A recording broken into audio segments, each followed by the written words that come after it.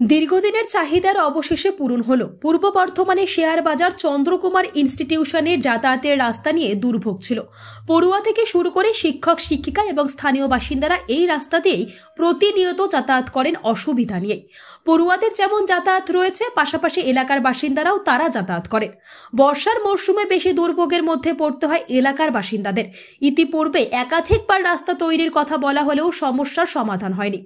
গত দিন দশেক আগে শিক্ষা প্রতিষ্ঠানের একটি অনুষ্ঠানে উপস্থিত হয়েছিলেন পূর্ব বর্ধমান জেলা পরিষদের অধ্যক্ষ অপাথির্ব ইসলাম ওরফে ফাগুন। স্কুল পড়ুয়াদের সমস্যার কথা তুলে ধরেছিলেন শিক্ষকরা। কথা দিয়েছিলেন অধ্যক্ষ এবং দ্রুত কথা রাখলেন। এই সমস্যার কথা স্কুলে পরীক্ষা দিবসে এসে 10 দিনের মধ্যে রাস্তা স্যাংশন করে তৈরি করছে, কি বলবেন? এটা তো আমাদের গর্ব। এটা মানে আমাদের যে সব নেতা নেত্রীরা আছেন তারা যথেষ্টভাবে উদ্যোগ নিয়ে 10 দিনের মধ্যে স্যাংশন করে দিয়েছে। এটাই আমাদের গর্ব। কি বলবেন, কেমন লাগছে? দারুণ লাগছে। এই 100 মানে 1100 ফুট রাস্তা আমার সে সঙ্গে সঙ্গে করে দেওয়াটা এটা বিরাট ব্যাপার। এটা ফাল্গুন মায়ের কৃতিত্ব। আপনার নাম এবং পরিচয়? আমার নাম রাধাশ্যাম দে। আপনি ব্যবসাদার? না, খুব ভালো লাগছে, সবাই কাছে খুব ভালো লাগছে। রাস্তাটা খুবই দরকার ছিল, আমাদের খুবই অসুবিধা হচ্ছিল। ব্যবসাও চলবে, সবই চলবে। স্কুলের ছেলেরাও খুব ভালোভাবে যেতে পারবে। রাস্তাটা খুবই দরকার, খুবই ভালো লাগছে। এই রাস্তাটা প্রথম থেকে তো পিছিয়ে ছিল না? প্রথম থেকেই কাদা যাতা অবস্থা ছিল, রাস্তাটা একদম চলা যেত না, গাড়ি ঘোড়াকে ঢুকতেই পারতো না, খুবই অবস্থা খারাপ ছিল। এখন ঢালাই হচ্ছে, খুবই ভালো লাগছে। আমরা এটা ভাবতেও পারিনি যে 10 দিনের মধ্যে রাস্তাটা তৈরি হয়ে যাবে। 10 দিনের মধ্যে রাস্তাটা হচ্ছে, খুবই ভালো লাগছে। আপনার নাম এবং পরিচয়? ভবানী ব্যানার্জি। আপনি পরিচয়? ব্যবসাটা। এই রাস্তা আজকে উদ্বোধন করলেন, কি বলবেন এই বিষয়ে?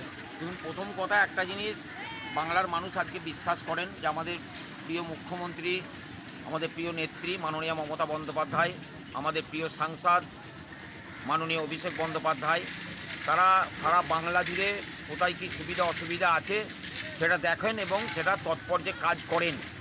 তাঁর মুখের কথাই শেষ কথা, তিনি যদি বলে দেন যে একবার হ্যাঁ কাজ হবে।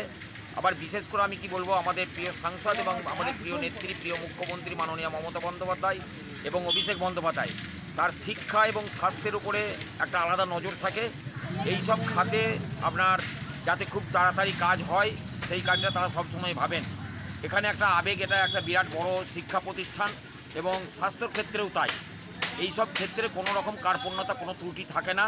তাই আজ 10 দিন আগে আমাদের এখানকার মাস্টারমশাইরা বা এখানকার স্কুল কমিটি তিনি আবেদন করেছিলাম। আমি একটা অনুষ্ঠানে এসেছিলাম, ওনাদের একটা প্রতিষ্ঠা দিবসে এসেছিলাম। এসে আমাকে বললেন, আমি বলেছিলাম যে হ্যাঁ চেষ্টা করব। আমি আমার ঊর্ধ্বতন যারা আমার আছেন, আমাদের প্রিয় মুখ্যমন্ত্রী তার যে দপ্তর আছে সেখানে জানাবো।